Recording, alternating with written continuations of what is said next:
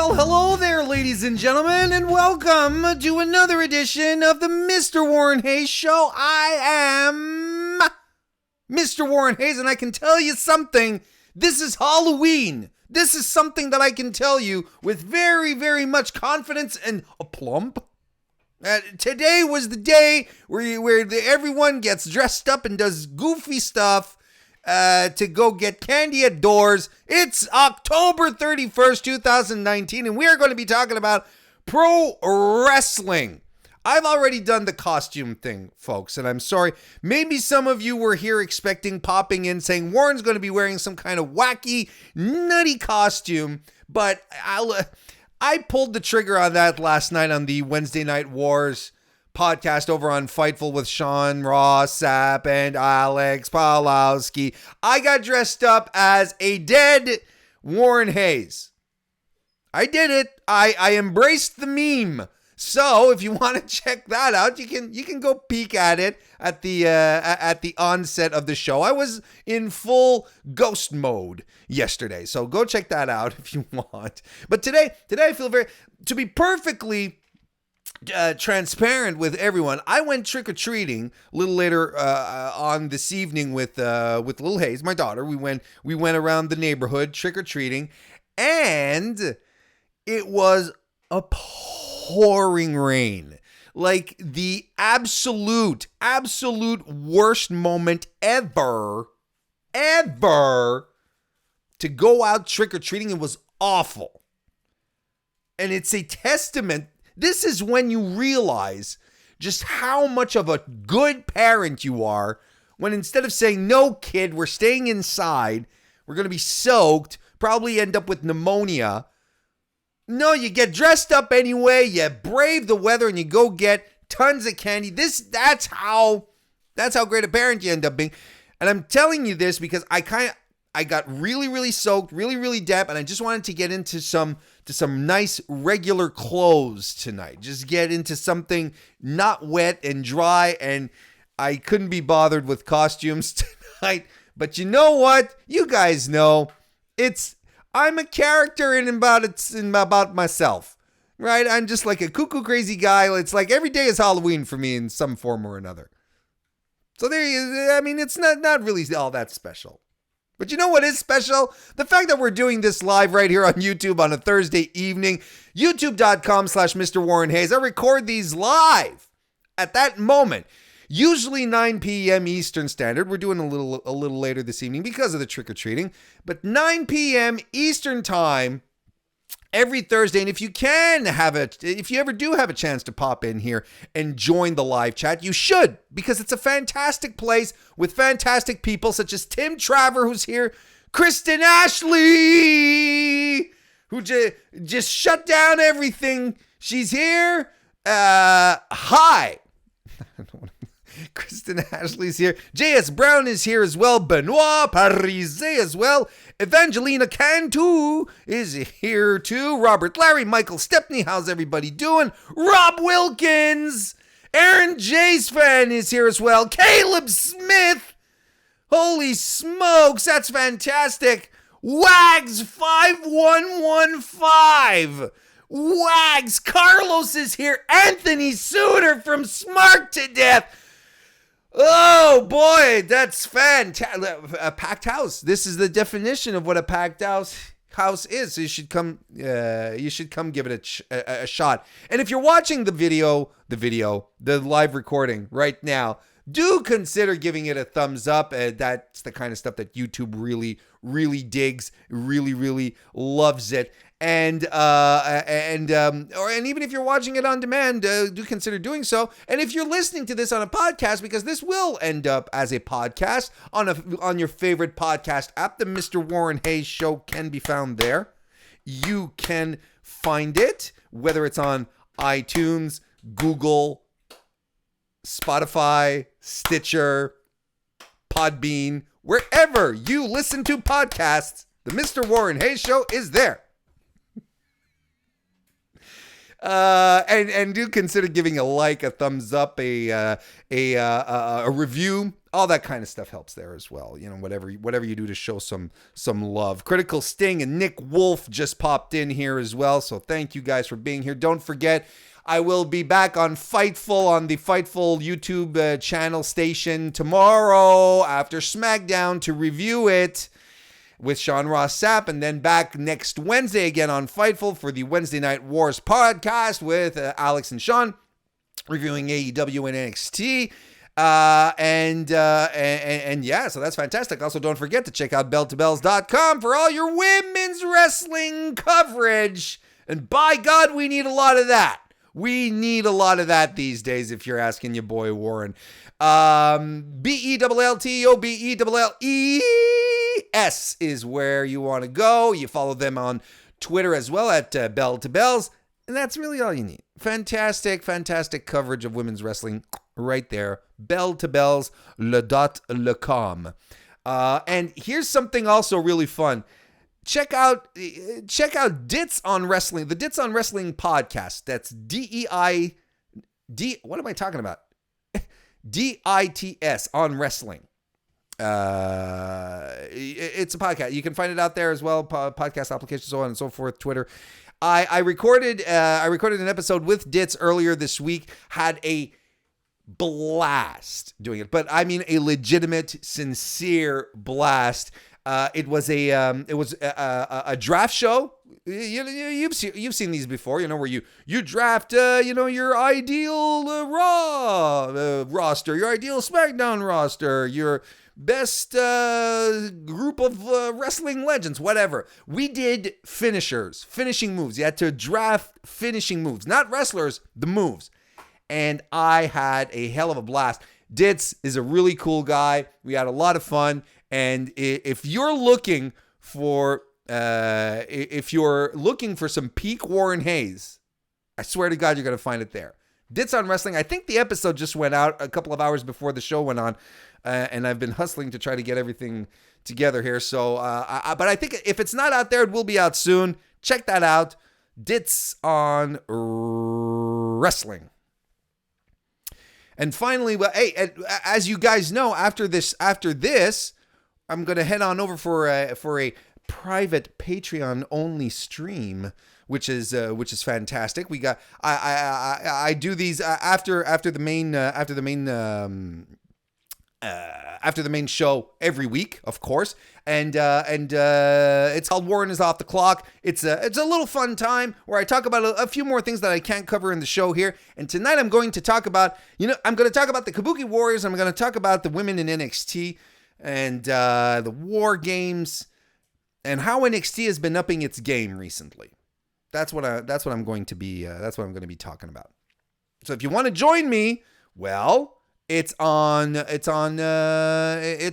patreon.com/MrWarrenHayes. You become a Power Pal tier member, and you have access to all the extra content that I do there, which includes, but is not exclusive to, Warren is Off the Clock.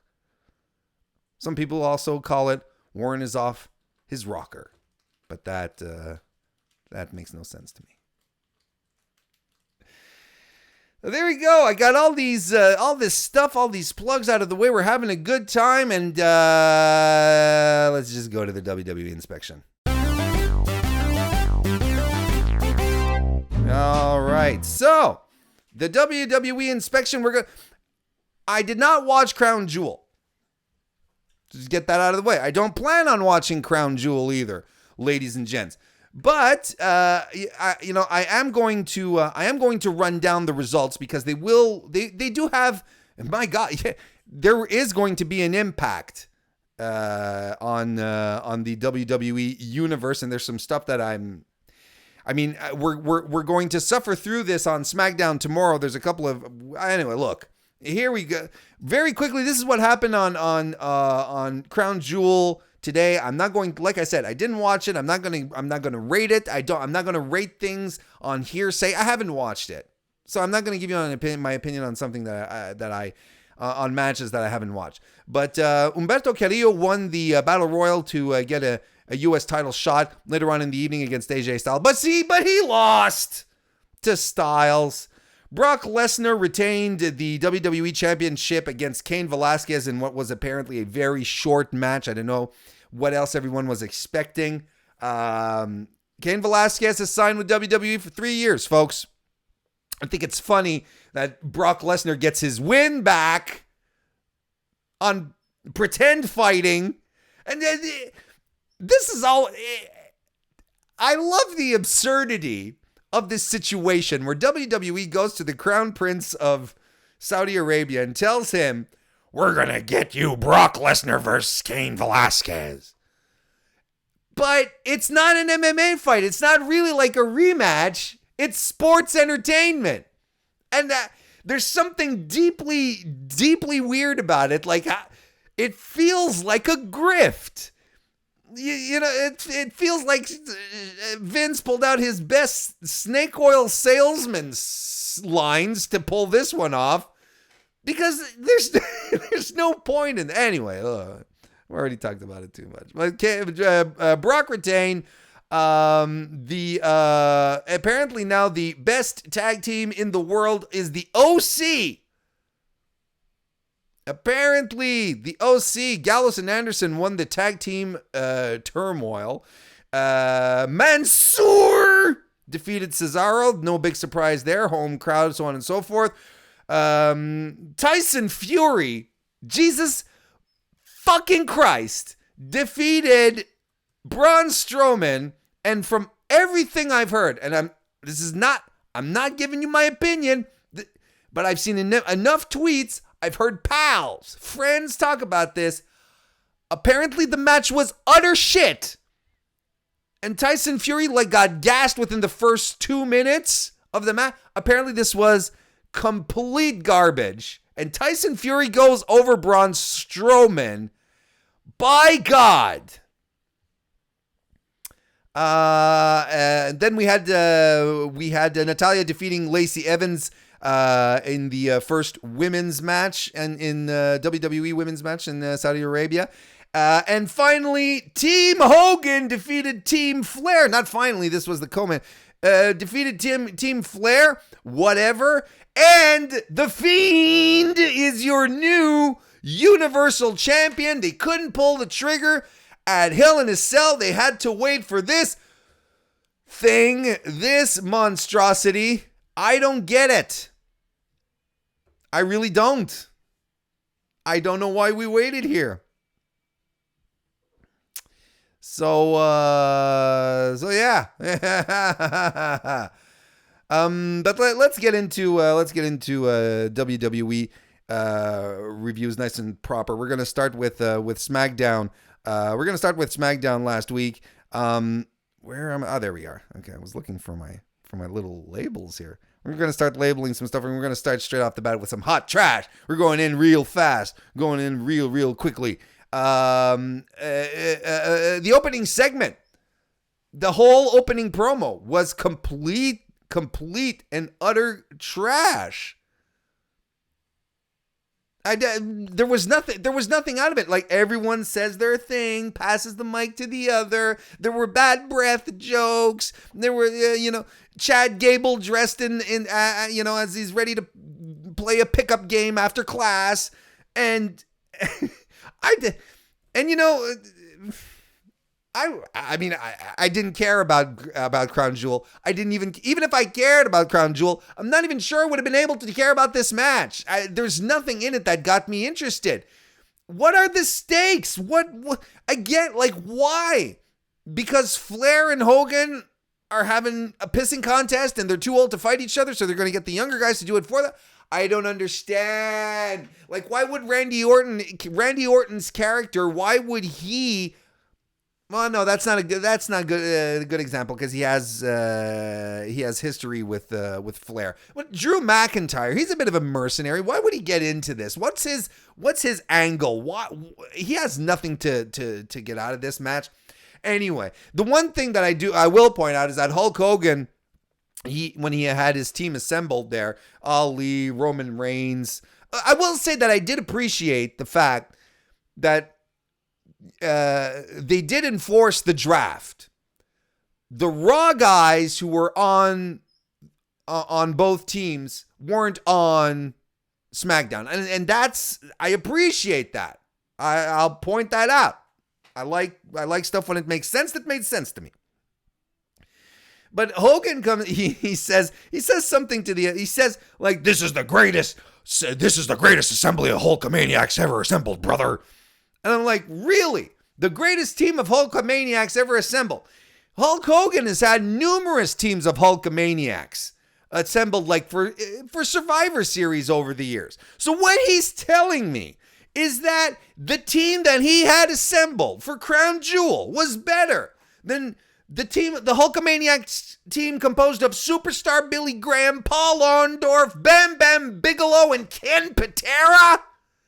He's telling me that his group of Hulkamaniacs for this match here was better than Jake the Snake Roberts and Demolition? That it was bigger and better than Jim Duggan, Big Boss Man, and Tugboat? It blows my mind. Hulk Hogan has a pea-brain memory. Pea-brain. Are you kidding me? Hulk Hogan, Jake the Snake Roberts, and Demolition. That was a thing. That was a Survivor Series match. I don't know. And this whole thing was trash. Didn't quite like it. However, something that I did like is Daniel Bryan's promo, or if you want to call it Daniel Bryan's, because it quickly became Sami Zayn's promo, along with Shinsuke Nakamura. Daniel Bryan was to be confronted and asked if what's going to be confronted is the Yes Movement going to make a comeback. But then Shinsuke comes out with Sami, they interrupt him, and they show footage of Daniel Bryan saying, the Yes Movement is dead, and just about a year ago. It was just like in November last year. And then Sami cuts a fantastic promo. One of these promos where you're like, this speaks to every strength that Sami Zayn has and is ingrained into his character, where he's basically telling Daniel Bryan, we're a lot alike. I'm vegan just like you are. The environment's important to me. The ocean is important to Shinsuke Nakamura because he likes to surf. So, and coming together and saying, you're an artist, you're an artist, I'm an artist, Shinsuke's an artist, we could get along so well. And I'm looking at those three guys in the ring and I'm like, I know where they're going with this. They're pulling the trigger and they're turning Daniel Bryan face again. But I'm looking at this trio and I'm like, just give it to me. Just right in here. Right in here. Like if I were Tugboat watching this, I'd be like, doot, doot, doot, doot. I'm actually trying to be as loud as possible so that Kristen Ashley's neighbors start ramming on the walls again. But that's essentially a fantastic stable that you have right there, and it all makes sense, and they're all fantastic performers. One of the greatest tragedies of the past 24 months in WWE is that we as fans wrestling fans, the WWE universe, have forgotten how great a wrestler Sami Zayn is. Sami is one of the best wrestlers on their roster. He really is. They're using him. They're playing to his incredible capacity, his natural charms, and his speaking abilities. But Jesus, he's so good in the ring. And I'm looking at all these three guys. These are all legends in and about themselves as far as their wrestling talent goes. But, of course, Daniel Bryan he doesn't do anything. He doesn't shrug them off. there's a hand that's extended, but he doesn't shake, and he sort of walks off. But you feel where this is going. They're going back to Daniel Bryan as a face, which is kind of sad because I kind of like the Captain Planet stuff. Kind of sad. Let's move into some warm soda. Hey, we got a full set here tonight for some trash, some beans, and some soda. We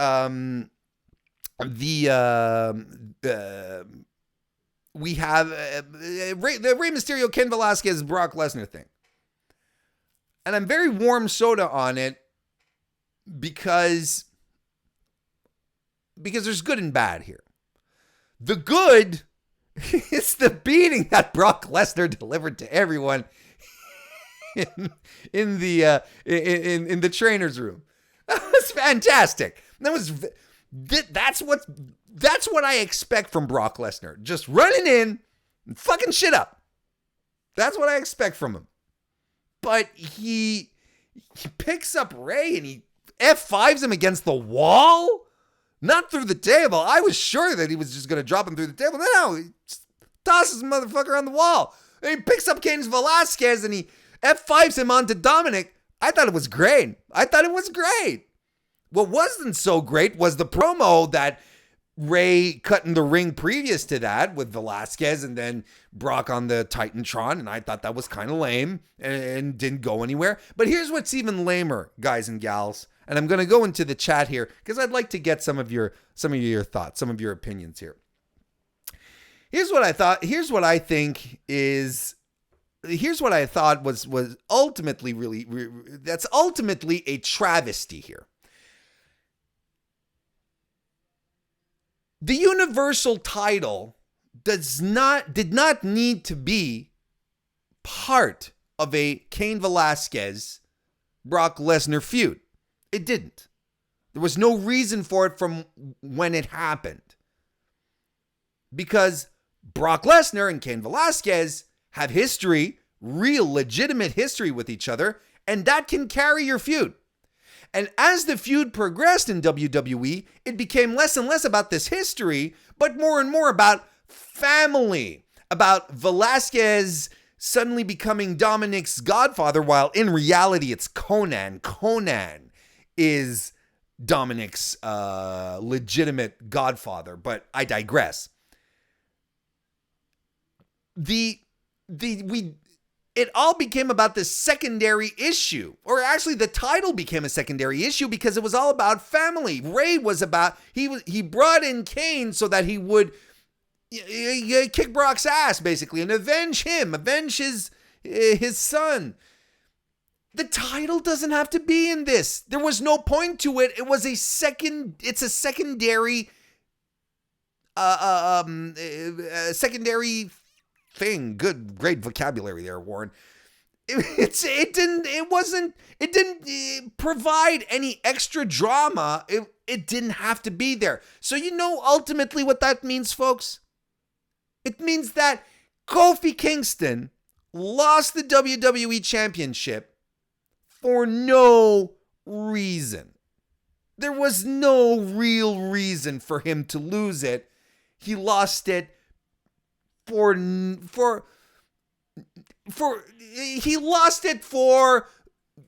some shock value, I guess.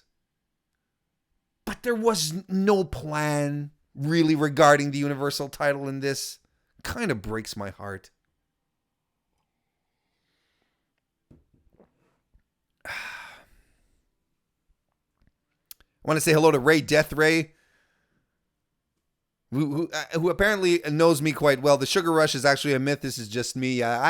You'd be surprised at how little candy I have in me right now. Maybe like a small, like fun-sized Kit Kat bar at the most. Maybe an Apero. That's about it. I'm just looking over the chat here. Critical Sting says if WWE didn't have such a bad relationship with Conan, he'd be a perfect manager for Kane. Yes, because it's I'm not Conan. I think I like Conan as the podcast personality more than the wrestler and about himself. He's a fantastic talker. All due respect to Rey Mysterio, a much better talker than Ray Ray. Aaron Jace fan says Mysterio has to wrestle Brock. Daniel Price, how you doing, Daniel? Says Mysterio's which hurt more, F5 into a wall or lawn dart into a trailer by Kevin Nash? You know what? I think the F5 probably hurt more. That's crazy. Yeah, there we go.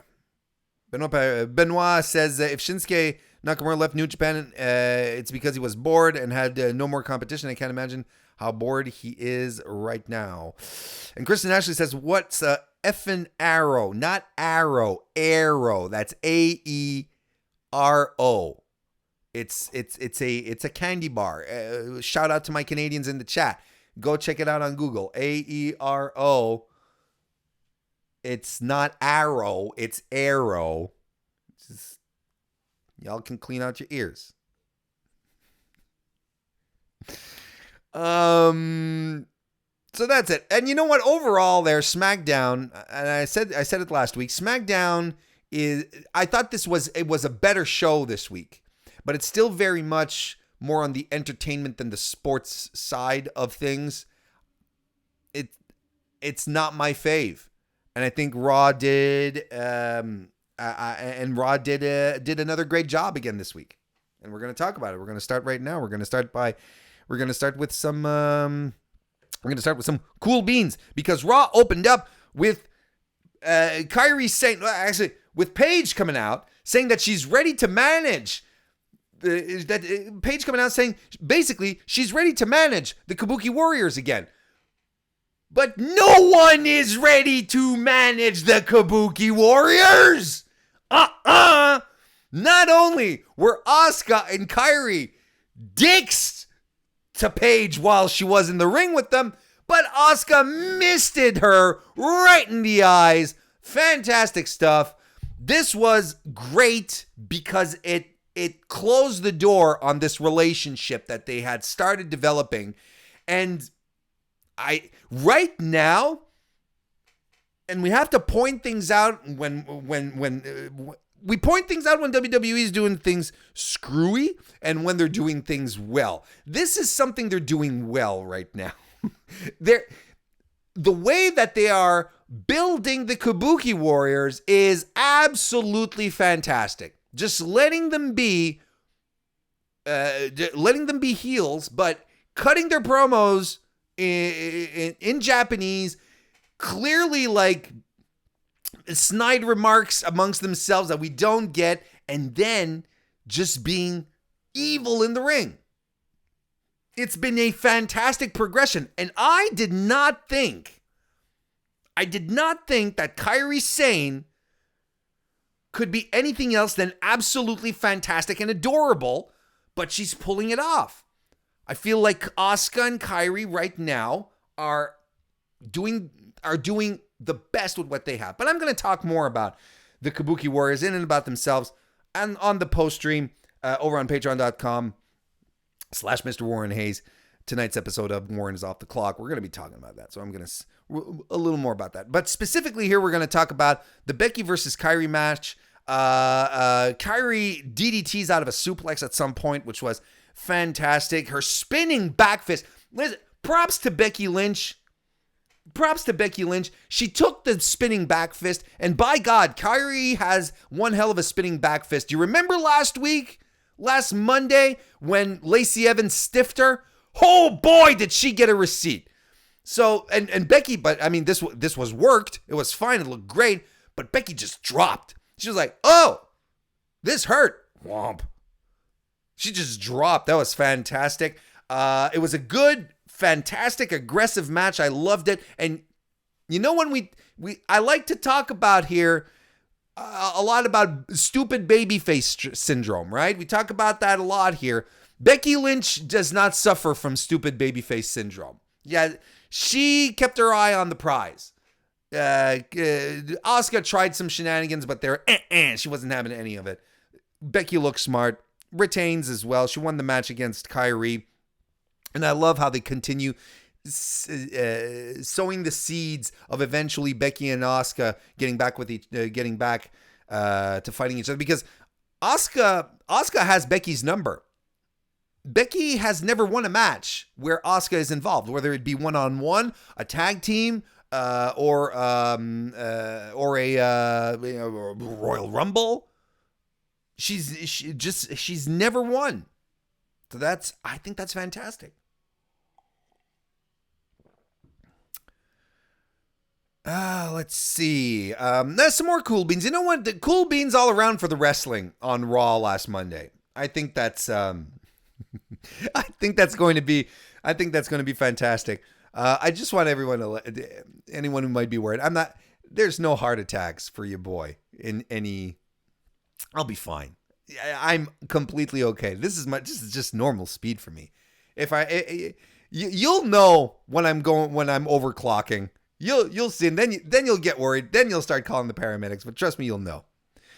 Good wrestling all around on Raw this week, quite frankly. Cool beans to Ricochet versus Drew McIntyre, who have chemistry with each other. They're just so good with them. I loved Drew McIntyre trolling Hogan, doing the big leg drop, and then rolling out of the ring to go jaw jack at him. That was fantastic. His crucifix into the buckle bomb. His crucifix buckle bomb is great. I love it. And I mean, what else can we talk about this match? We have to talk about it. We have to talk about the RKO that almost killed Ricochet. We have to say something about it. We really do. That was amazing. This is going to be one of those legendary RKO sells, just like when Mickie James sold the Eclipse that time. And you all know what time I'm talking about because you still have that picture in your frame, framed in your brain. This was extraordinary, but honestly, I thought Ricochet was dead. He landed on his head so hard.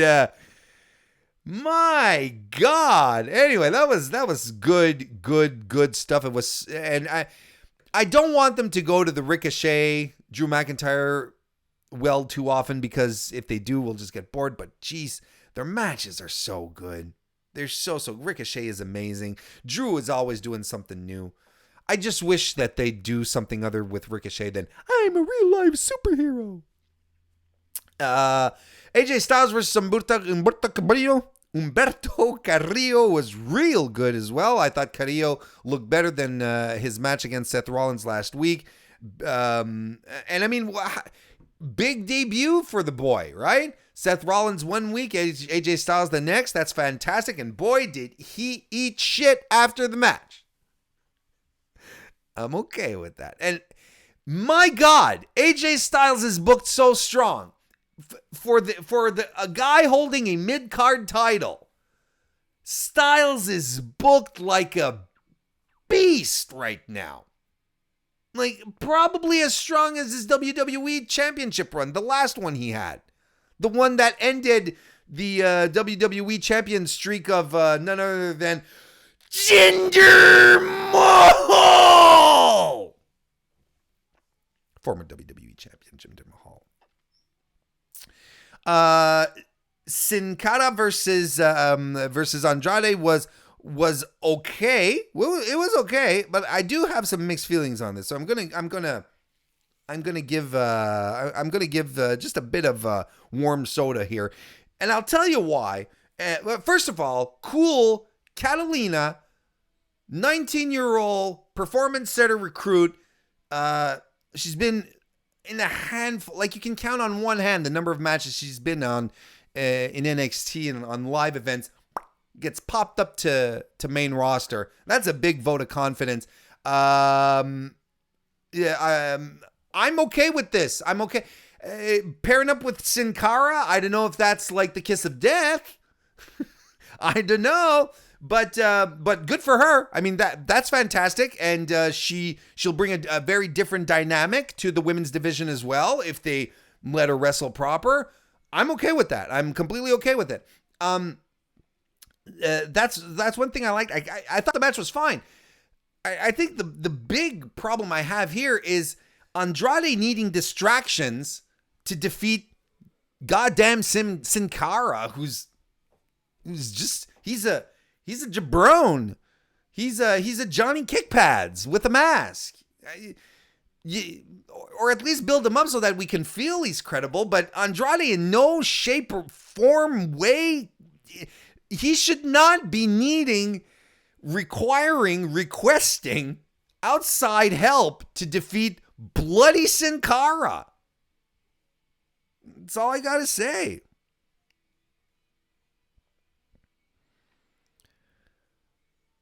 See, just about the heart attack thing again, guys. I'm just looking at the chat here to see what's going on. Kristen Ashley asked the Magic 8 Ball in the chat. And if you don't know what the Magic 8 Ball is in the chat, then you do have to come over to youtube.com/MrWarrenHayes and join us live one evening. Ask the 8 Ball, will Warren have a heart attack tonight? The 8 Ball says, leaning towards no. If the 8 Ball says it, no, there's no countdown to my heart attack. There's no countdown to a Warren Hayes heart attack. I'm not going to have a heart attack. This is how I am every day. This is how I am. Ask my children. Ask Kristen. This is how I am. Jesus, people.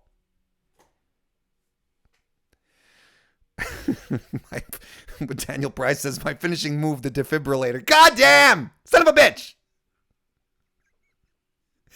I'm going to give some more warm soda to the Seth Rollins versus Rowan match because I really thought it was uneven. I thought overall it was fun. I liked how Seth Rollins in his promo acknowledged that Eric Rowan was part of the Wyatt family and at one time. That's good. That's good. I like when things are logical. That makes me feel good. There's a whole part of the match where I thought the offense was really soft, and things were kind of like everything felt like a step behind. But the most important thing, the one thing that puts it up top for me as to why this is warm soda as opposed to a full-on cool beans. Why would Seth accept this match a week? No, days before defending his championship in a similar match, actually in an identical match, against the guy he couldn't even put down with 7 million chair shots and 3 million finishers? How did Seth Rollins say, yeah, sure, let's do this. Come on. It's going to get me warmed up. Seth Rollins really is stupid. In kayfabe, right? He really is stupid. How can you get behind Seth Rollins? I don't understand. It's not heroics at this point. I want to get behind someone who makes me proud to support them. Seth Rollins doesn't make me proud. It makes me, he's acting like a moron. So of course I'm like, well, no, I'm not backing any morons. That's why I didn't vote for Justin. Oh, he went there. Keep it. Stick to sports, Warren. And finally, hot trash to the cuck angle. Everyone has torn this one apart. I've torn it apart in the past. I'm not going to sit here for another 15 minutes and tell you how bad this angle is. Because it is. Right here. Le hot trash. And it's so hot trash, it's going to blink for you guys. For those of you who are watching. Look at it blink. It's so trashy, it's blinking. I've heard people say, yeah, but you know what? It was Lana's saying that Rusev wants sex all the time, and Rusev, he's cracking, he's corpse, and he's trying to. I like that, and that was fun. Yeah, and I liked it too. Rusev was so entertaining. He was so good. He was just smart, being Rusev. And yeah, he is. And Rusev can get anything over. That's the thing. We've seen him do it with Rusev Day. People just want an excuse to cheer for Rusev. They just give him any reason, they'll get behind him. Lana was so good on the mic, though, Warren. She was. Honestly, she was. Her delivery was perfect. She was really, really good. But despite, you could have put Sean Penn and Meryl Streep in the same roles right then and there, and it would still be trash. No matter how great the performance is. Because the angle is still trash. Your girl Kristen wrote an article on Bell to Bells, belltobells.com, BELLTOBELLES. She wrote an article on how Lana's performance, not a performance, but this angle, how they're presenting Lana is taking us back to the Attitude Era. And I concur. And you can come at me and say, but Warren, women are wrestling now. They're being, no.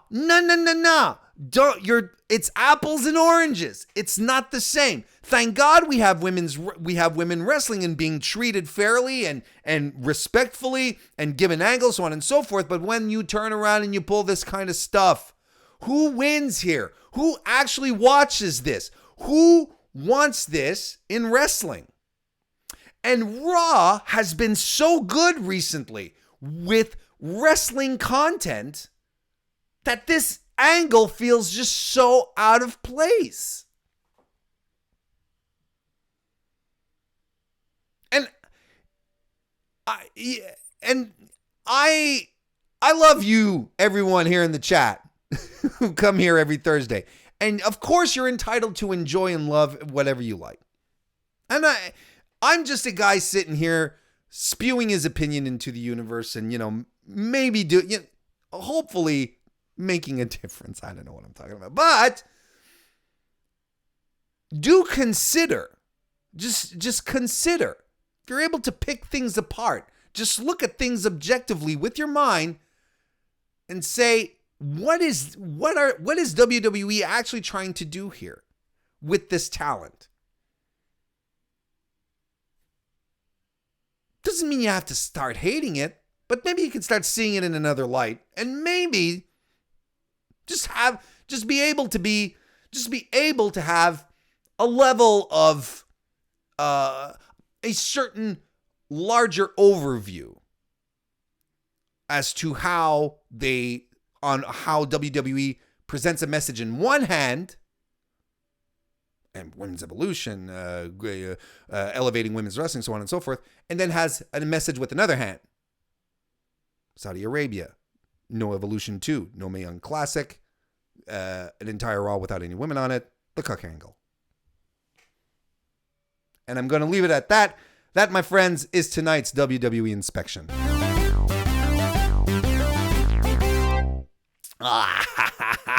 So, remember, folks, if you want to support the Mr. Warren Hayes Show, you do this a couple of ways. You give this video a thumbs up. It requires a minimum amount of energy, like probably the least amount of energy. No, probably blinking is the least amount of energy that your body requires in a day. But it's up there. It's probably in the top 10 things that you can do really easily without expending like a large amount of calories or driving you into a level of fatigue that you will never be able to come back from. So give the video a thumbs up. If you're listening to this on a podcast, give it a like, give it a subscribe, give it a review. A review requires a little more effort, but bloody hell if I won't appreciate it. Those are great ways to support the Mr. Warren Hayes Show. Another great way to support the Mr. Warren Hayes Show is to head on over to my Patreon, patreon.com/Mr. Warren Hayes. You join up, you get extra content, you have me ranting on more stuff. I'm constantly thinking about new ways to make the Patreon even more exciting. I'm due to do a watch along with the patrons. That's weird. And every Thursday after this stream, private exclusive stream for patrons only. Go check it out. Those are all ways you can support the show. Oh, you can, and I just see the graphic right up here. You can also send me a tip at tinyurl.com/tipwarren if you want. Woo! I watched other wrestling this week too, not just WWE. I watched NWA Power, who I think they're doing really, really good with their women's division. They had another women's match, and they're establishing like a pecking order. Like you're actually seeing you're actually seeing the women jockeying for position in the ring. And we had Thunder Rosa show up. She didn't wrestle, but she did show up. That's cool. She's really good. She's such a great presence. She's such a get for NWA. I am really, really exciting. I'm really, really excited, but it's also really exciting. I'm exciting, but not for the same reasons as Thunder Rosa is. I watched a bit of Impact. Sami Callihan, Impact World Champion. Don't know why they didn't pull the trigger at Bound for Glory. I guess they did it to get like some that sense of unpredictability on the First Access show. I get it, but I think Callihan should have won it at Bound for Glory. But hey, look, nitpicking. Sammy's the world champ. It's a good move. Now let's put it on Tessa. Right? Am I right? You goddamn right, I'm right. NXT was a blast this week. Let's be honest with each other. It was so good. A 17-minute women's match. The tag team match, you guys. 17 minutes, and you know what? From bell to bell, it was real good shit, pal. It was good. But again, I'm going to talk about that on the Patreon stream. And what else did I watch this week? AEW Dark was fun. I thought it was a good time overall. And I watched AEW, of course, as well. That's what I covered last night on the Wednesday Night War podcast with Sean and Alexander. But this was my least favorite episode of AEW Dynamite. I thought it was the weakest. Listen to me. Just before you start running off. Wasn't bad. Wasn't a bad show. But I thought it was their weakest showing to date. It's only been 5 shows. Yes, I know it's only been 5 shows. But it's still their weakest show to date. Let them build. I know. But it was their weakest show to date. And then it got me thinking. It got me thinking. Like, I desperately want AEW to work. I want it to. Why is my hot trash logo still there, by the way? I'm going to pull that off. There we go.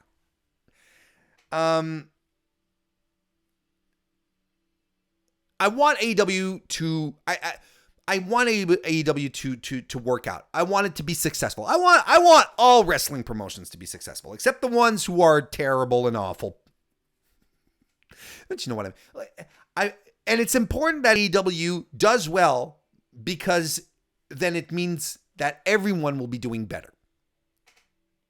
We're in a landscape where not only WWE is here anymore, we need this kind of high-level competition. So I got to thinking. I was thinking to myself, what is AEW doing right, and where can it improve? What needs to be done? Because and this is criticism that comes from a place of love, sincerely in love. And here's the thing, quite frankly, criticism always comes from a place of love. You don't criticize things if you don't care for them.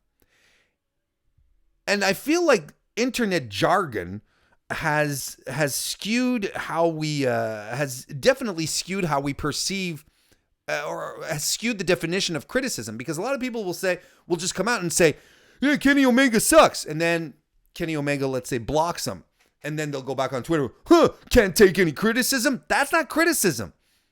You're just being angry. You don't like something, so you dump on it. Movie criticism, like film criticism, music criticism, wrestling criticism, it all comes from a place of love. If you're not a fan of what you're watching, what you're enjoying, what you're consuming, you're not going to talk about it. You're not going to criticize it. You're not going to think to yourself, how could this be better? How could this improve? Criticism always comes from a place of love. And this is no different here. I come up with some pros and cons here. stuff that AEW is doing really well, stuff that I feel AEW could be doing a lot better. And we're going to do this right now. I have 3 of each. Just going to bullet point them. First and foremost, the best thing that one of the pros of AEW, the wrestling. Wrestling. AEW is all about wrestling. And boy, do they do wrestling well. And they have a wrestling show where from the minute it starts, it's wrestling. The minute it ends, it's wrestling. It's just wrestling. And I appreciate that. It's one of the reasons why a lot of us really, really dig NWA Power as well. But we're talking about AEW here. But they're doing that well. Don't be surprised. Do not question yourselves and say, gee willikers, I wonder if Raw recently, that's been so focused on wrestling more than goofy storylines, I wonder if that has anything to do with AEW Dynamite. It does. It does. AEW has a strong in-ring offering. They're really, really good at it. That's what they have to do. And I appreciate that, and they have to keep doing it. What's a con? Maybe one of the cons that's going on with, and not con Tony Khan. No, see, it just dawned on me, and it could have been a joke, but it's not. Their women's division, and I talked about this previously on the show here, and so I don't want to go down the exact same route, but it has to be pointed out. And I think it's been 2-3 weeks, 2 weeks maybe, that I've been talking about this, and I'm starting to see other people online, other wrestling pundits talk about it, and it warms my heart. That we're kind of coming to this consensus that the women's division right now in AEW is definitely not what anyone was expecting, or what they were promising, or what we should have been expecting from them, based entirely on what they were telling us. The division is too thin. It's just too thin. They don't have enough women to really have a wide range of matches right now. Yes, the Kylie Ray thing. Okay, sure. They have they have a bunch of women there who they're sitting on. They're not doing anything with right now. So you kind of wonder, well, where are we going with this? Plus, they're only giving 1 match a week. Before I get into that even, excuse me. This week, they suddenly pull out a new woman, Shauna, who is she's a European wrestler based in France. She's been wrestling for 9 years. She knows what she's doing. Why wasn't this announced? Why didn't she get the little graphic? Why weren't we excited? Why weren't we hyped up for this? They being AEW signed this boxer dude, Agogpo. I'm sorry, I don't remember his name because I don't know who he is. Kind of like Tyson Fury. I don't know who boxers are. And they gave him the Agogpo is all elite treatment. Why didn't they give Shauna this treatment? And she comes in against Hikaru Shida, who is justifiably one of the top two wrestlers in the 3.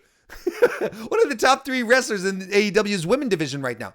She hadn't been on TV at all in the 5 weeks that we've been building up to this. Blows my mind. You have legitimately one of the best Joshi women's wrestlers around, and you're not using her. Okay. All right, guys, so it was about damn time that they put her on TV, and they put her in essentially what turns out to be an enhancement match or a showcase, but there's a lot of back and forth between her and Shauna, and Shauna's good. Shida is good as well, but your star here is Shida. That's quite clear. Why didn't Shida just come in and beat someone up? You could have put Penelope Ford or or Leva Bates here and just let Sheeta just destroy her because you want to build strong, compelling women's competitors. Did we really need this type of match here? As I argued last night on the Wednesday Night Wars podcast, this is something that we're used to see in NXT. When these showcase matches arrive, clearly, you have Shayna Baszler, Rhea Ripley versus Xia Li. Well, Rhea Ripley's going to win, but it's not going to be a squash. Xia Li's going to get some offense in. It's going to be competitive. So we're used to this. So in a sense, I'm okay with it. But in another sense, their women's division is so all over the place, and they need to focus. They should have given Shayna the All Elite treatment and have her come in and have her own match. And they should be booking more women's matches. For a company who says often, and who said very often in the lead up to their opening salvo that they wanted to do things differently, by God, they are not doing anything different with the women's division right now.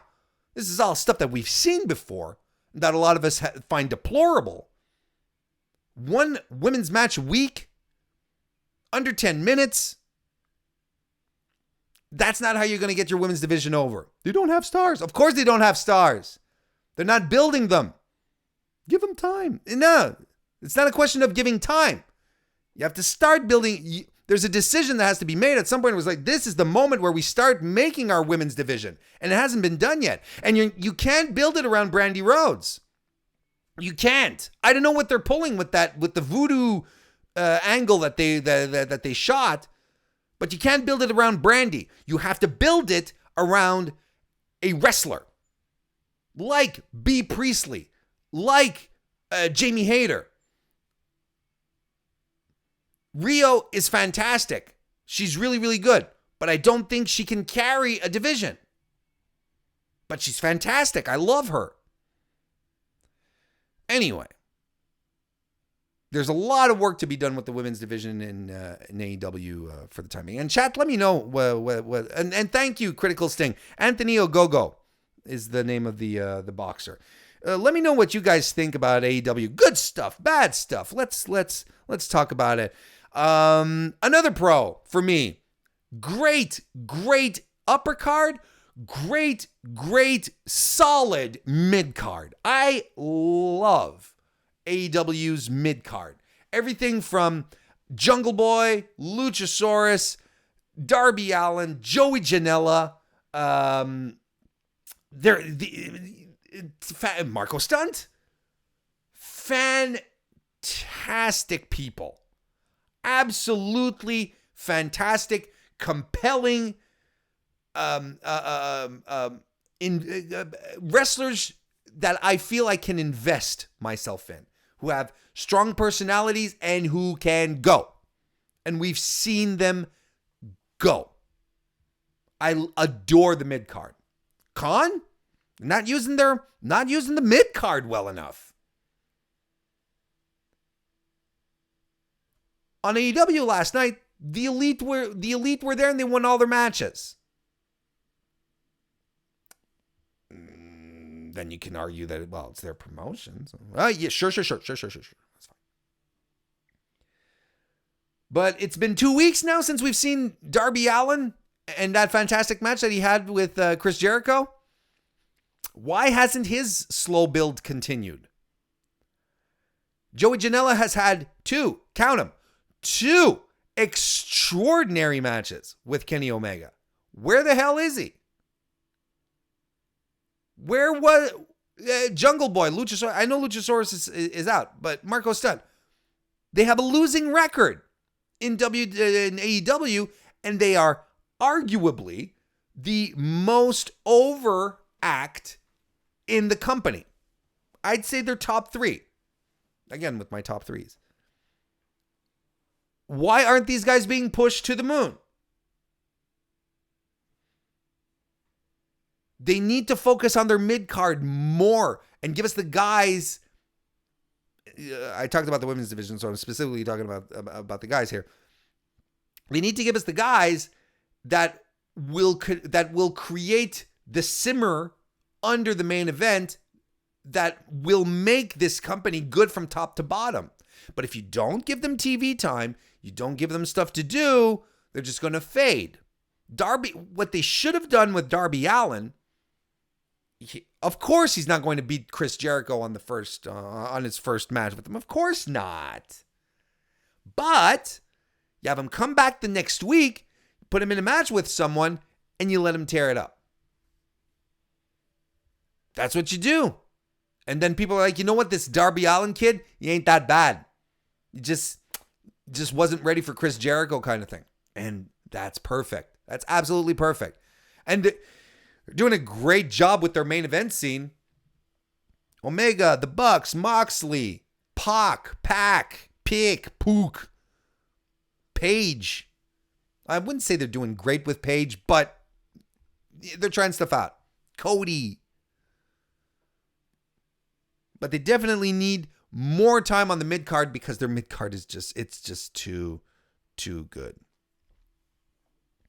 Before I get into my last pro and con here, I'm just going to run through the chat here. Benoit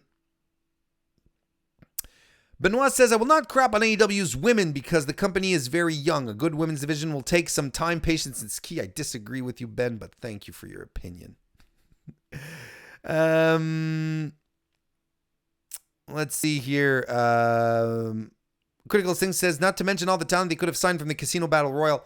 We're talking about the women here again. That still blows my mind. I'm still completely confounded that Ivelisse is not there, that Shazza McKenzie hasn't been brought over, that Jazz is not there. You know, Awesome Kong is great. She's a legend. She's a force. She'll probably be able to help train some of these women. But let me tell you something.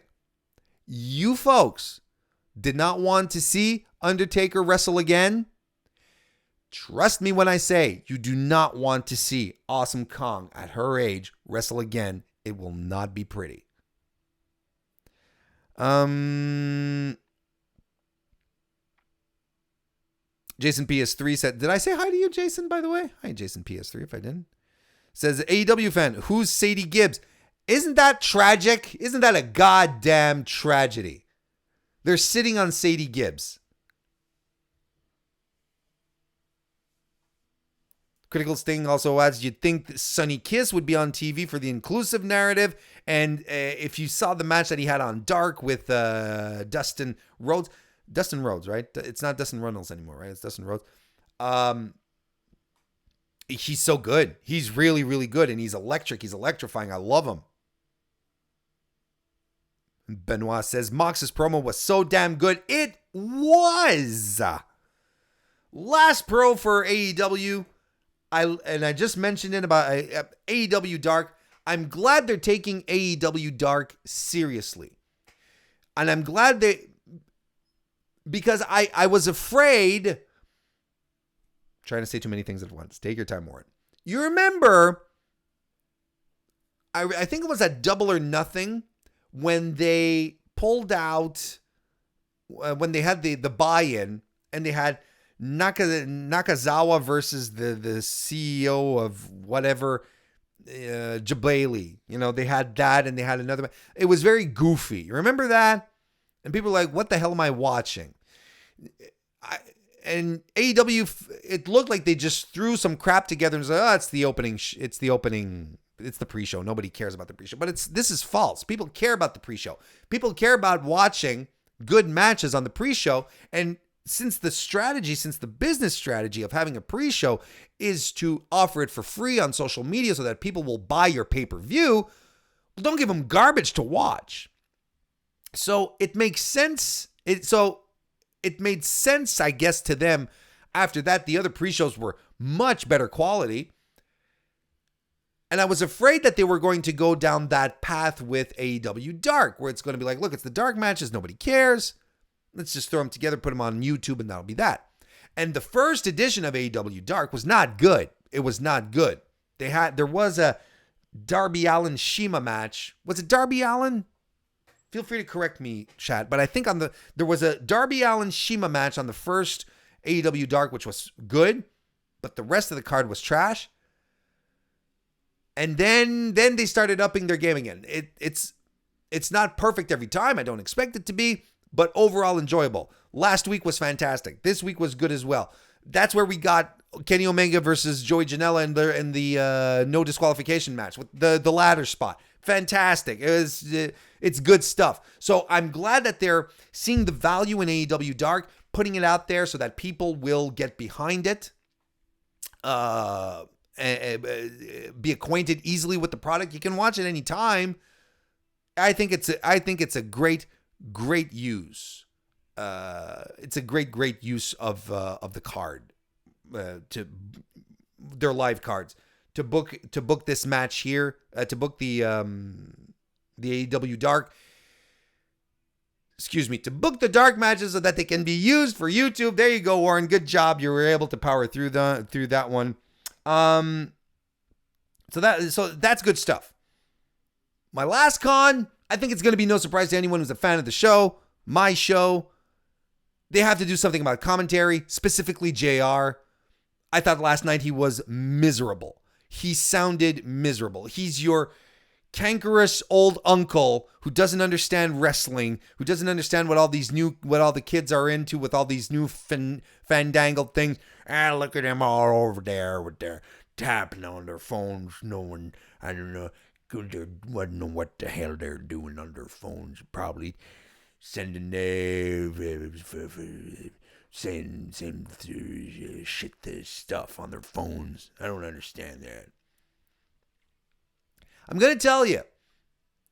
And anyway, again, I had a mini rant on this last night, and I'm not going to get into it again, but I am going to bring up just a couple of salient points. It's not JR's job on AEW to tell us that what we're watching doesn't have value or that he doesn't understand what's going on. I don't give a shit, honestly, about the tag team rules. I don't. I really, really don't, because it's not deflecting my enjoyment of what I'm watching. I don't care. I don't want the rules to hamper the match. I want some sort of fluidity.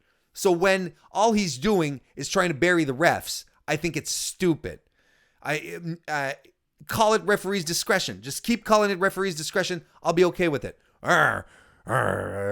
Referee should be, referee should be, that was a slow 10 count. That was a pretty gracious 10 count. And he's talking about it for like 60 seconds after.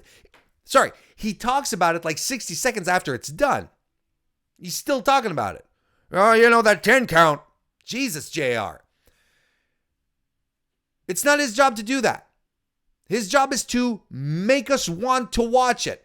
So if AEW, the company that is giving you your salary, Jim Ross, the company that is giving you the biggest contract, that provided you with the biggest paid contract for a commentator in the history of wrestling, if they're giving you the best friends versus a bunch of jabronis in a Rick and Morty match, by God, you are going to call the match and you are going to have a good time doing it. You're not going to sit there and tell us, well, maybe eventually we're going to get a wrestling match out of this. And you're especially going to put over Orange Cassidy, who is one of the most over acts in your company. He is legitimately a guy that people are excited to see. I don't give a shit if you don't understand it, if you don't get the gimmick because it doesn't fit with AWA style wrestling, that he's, you don't understand how being lazy can get you over. I don't understand if you don't get it. What you should be getting is that the audience likes it, and there's a reason for them to like it, and you should work off of that.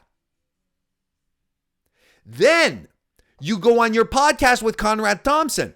By the way, fantastic podcast. And then you air your grievances. Then you start saying, I don't understand the modern wrestling fan today getting behind Orange Cassidy.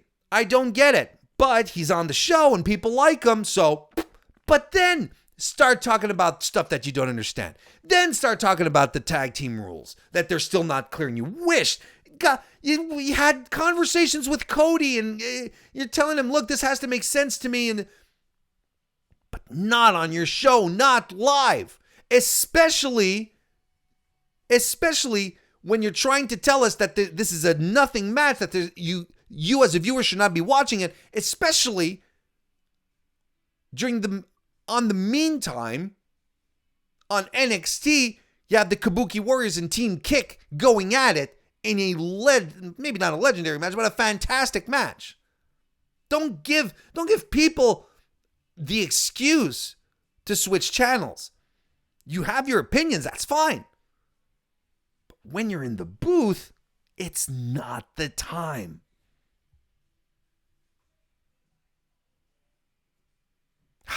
So there we go. Those are my pros and cons for AEW, and I really, really hope that it continues and that that stuff works out. I want AEW to succeed.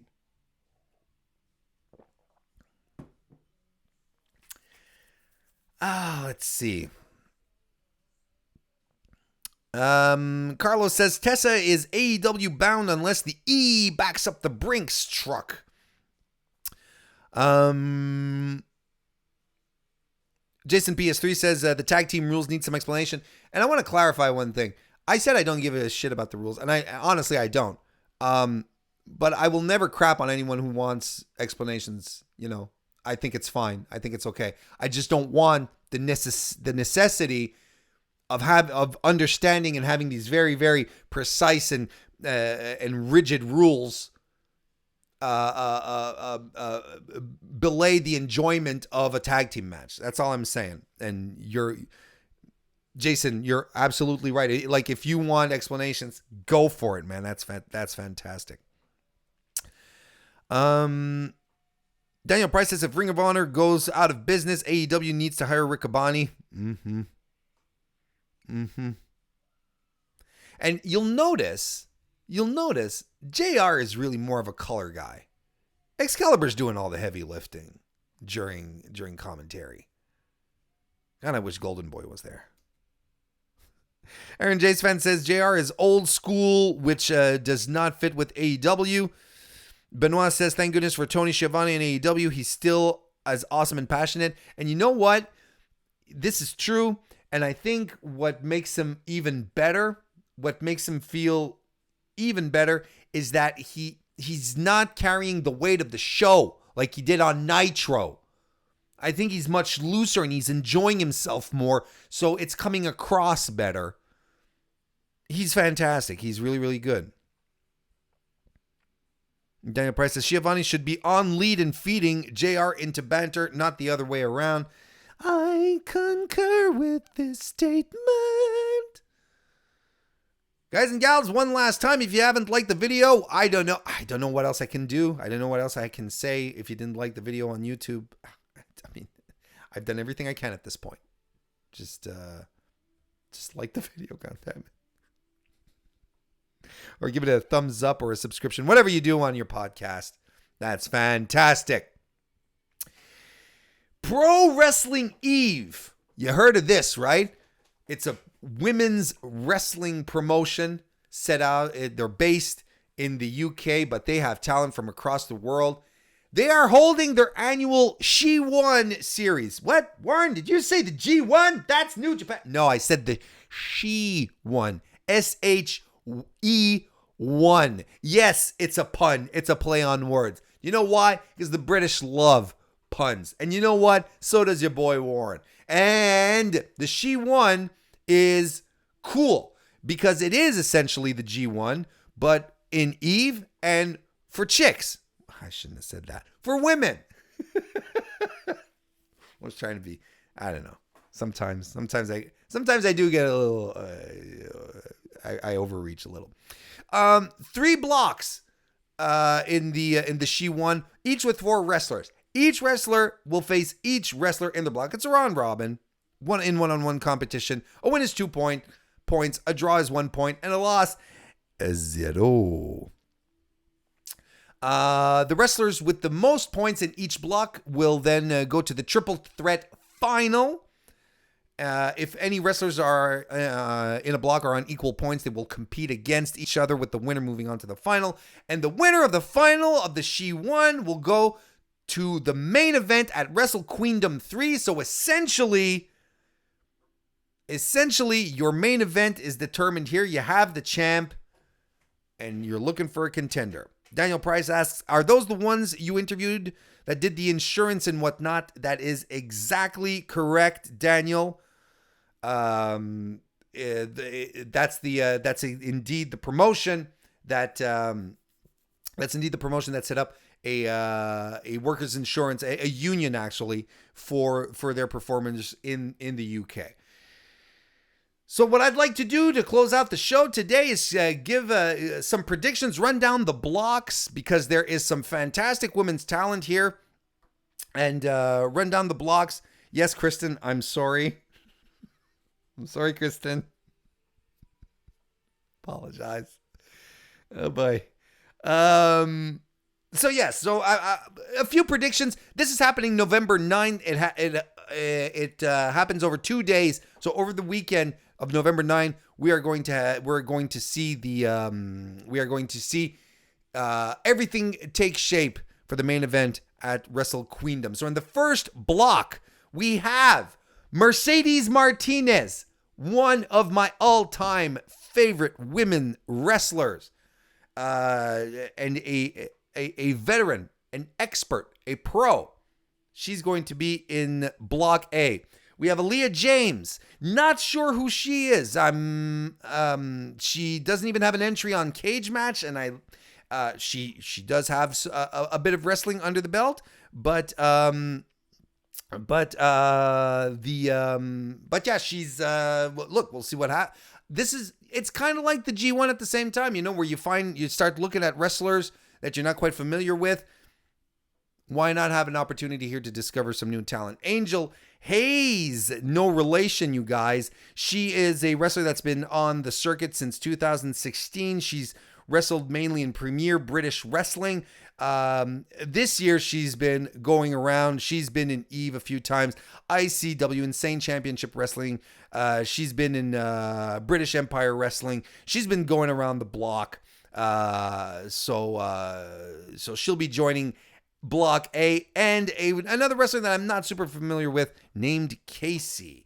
Block B has Giselle Shaw, who wrestles in WoW under the moniker of Azteca. We have Nicole Savoy.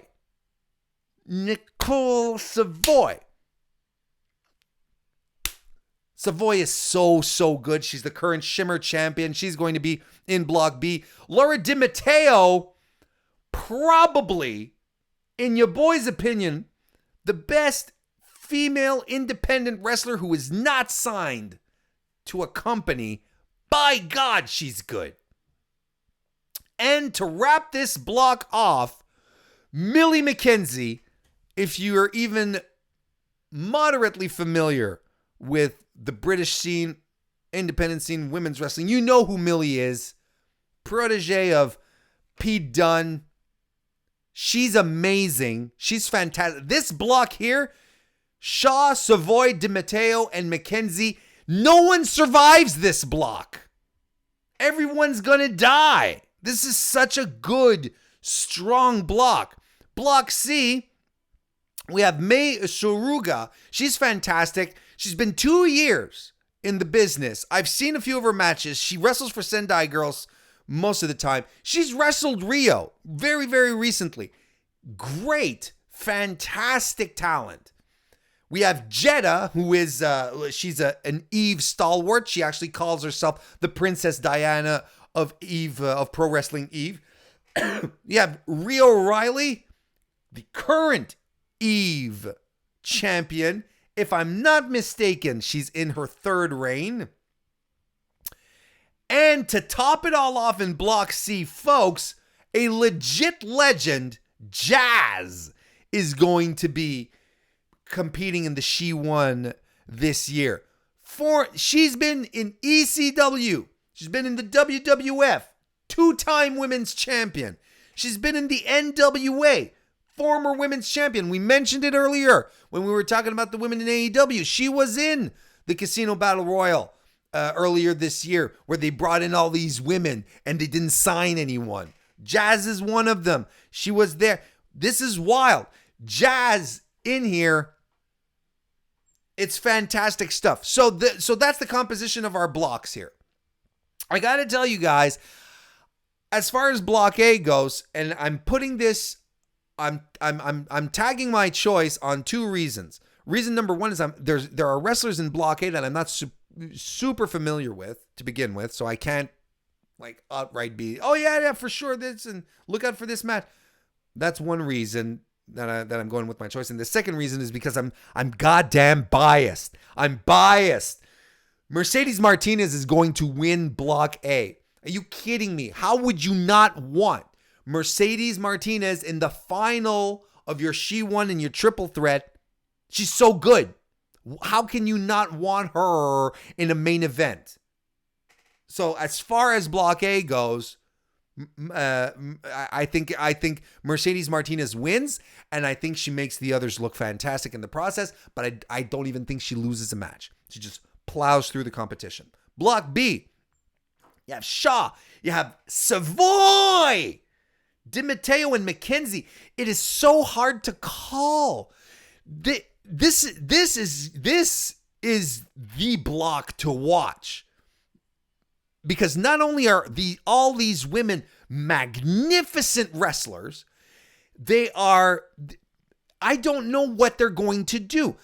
I can only see Shaw maybe being on the losing end, but you're picking, and are you kidding me? Savoy, we're going to get Savoy and DiMatteo. We're going to get McKenzie and DiMatteo. We're going to get McKenzie and Savoy. These are matches that have happened before. But they're so good. They're so good. You just give me more of these. Look, especially with the way that they're booking Millie McKenzie right now and Eve, I don't think she's going to win. Not because she's not talented. I think it's just it's going to be part of her gimmick. Like right now, she's doing an outsider thing, where she's not outsider as like Kevin Nash and Scott Hall, is not what I mean, but it's like she's trying to she's been suspended. She was suspended from Eve, and she has a chip on her shoulder. She has a grudge, so she's trying to not play by the rules. And I think with the way they're booking McKenzie right now, I don't see her winning the block.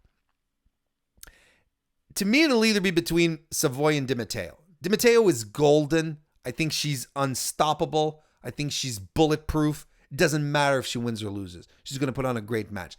Just the fact that Savoy is the current Shimmer champion, I think that's the ticket that will put her over on over Block B. But this is the kind of situation where you're sitting there and you're saying, look, I want breakfast cereal, and I have Captain Crunch, Sugar Crisp, and Golden Grams. Whatever you pick, you're going to have the best damn time in your mouth possible. Whoever they choose here, whoever goes over here is going to work out fine. But I really feel that Nicole Savoy is going to come out of the winner of Block B.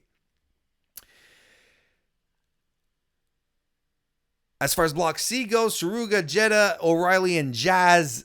I think we're going to see a neck and neck battle between O'Reilly and Jazz, with Jazz with Jazz losing the block to O'Reilly. She's the current champ. I think she is going to go into she is going to go into the triple threat. Why not?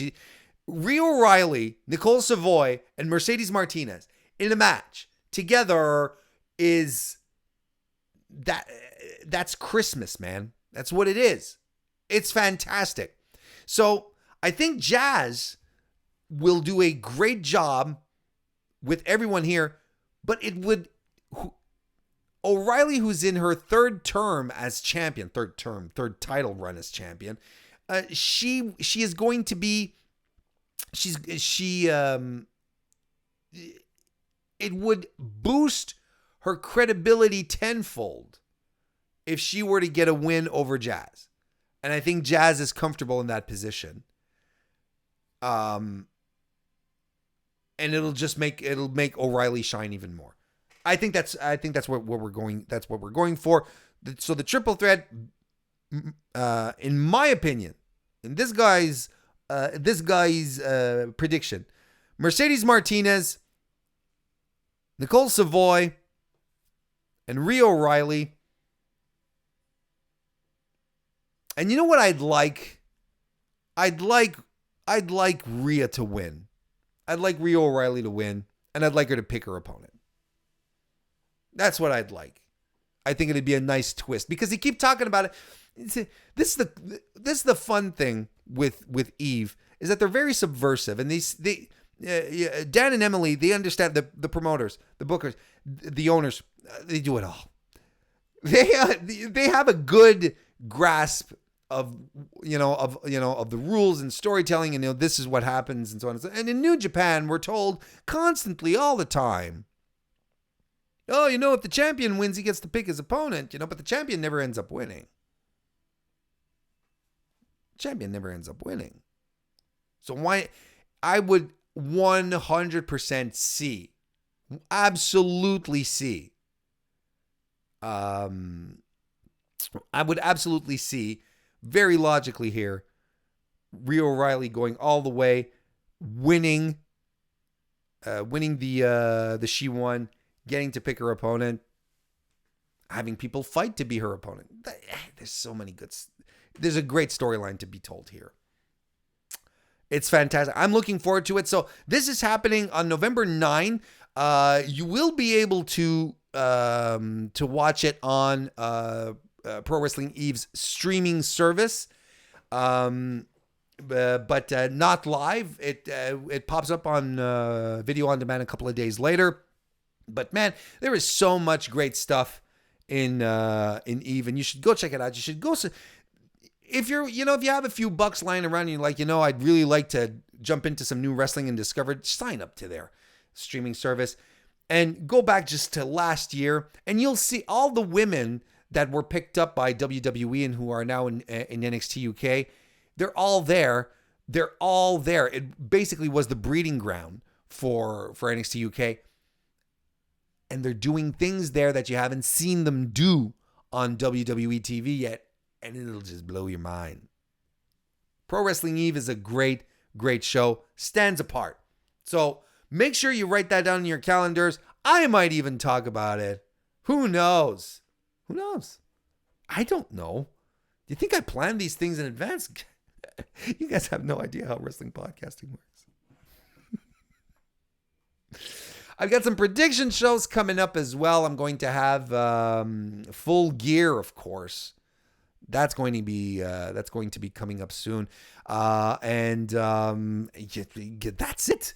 I'm done. I have nothing left. That's not true. I do have stuff left, and I'm going to be talking about them on the Patreon exclusive stream that happens immediately after this one over on patreon.com/MrWarrenHayes. Go sign up. Come join me. Live stream. Going to be talking about the Kabuki Warriors on NXT and the NXT Women's Division, War Games, so on and so forth. It's going to be a good time. Dits on Wrestling. Check that out. For real, you guys, if you thought that tonight I might have died of a heart attack, you haven't heard what I pulled out on the Wrestling Finishers draft that I did with Dits yesterday. Well, that we recorded a couple of days ago, and is now out into the wild. It's a fantastic. I'm very, very happy with it, and I hope I get to do it with Dits again sometime soon. So go check that out. Remember, tomorrow, Friday, I'm going to be over on the Fightful channel to recap SmackDown, Friday Night SmackDown, immediately after it's done with Sean Rod's Sap. So come over, join me there next Wednesday as well on Fightful for the Wednesday Night War podcast. But of course, I'll be back here next Thursday for another Mr. Warren Hayes show, and I hope you guys come join me. Thank you all so much for joining me this evening, and whenever you decide to come and listen to my banter again, I'll tell you this, I'll see you next time.